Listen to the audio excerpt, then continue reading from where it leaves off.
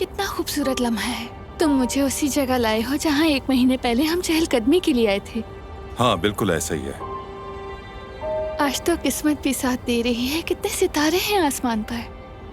काश कोई टूटा हुआ तारा ही देख लूं तो ये ख्वाहिश भी पूरी हो जाएगी। मुझे टूटते सितारे की जरूरत नहीं। मैंने तो ख्वाहिश पहले ही कर ली थी और वो पूरी भी हो गई। वाकई? हाँ, क्योंकि मैंने तुम्हें पा लिया है। तो मुझे सितारों की क्या जरूरत? मुझे यकीन है तुम ही वो औरत हो जिसके साथ मैं सारी जिंदगी खुशी खुशी गुजारना चाहता हूं। क्या मुझसे शादी करोगी? क्या कबूल है तुम्हें?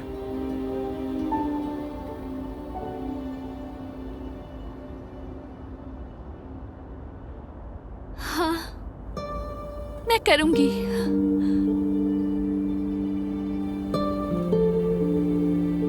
मैं बहुत खुश हूँ। मैं भी बहुत खुश हूं।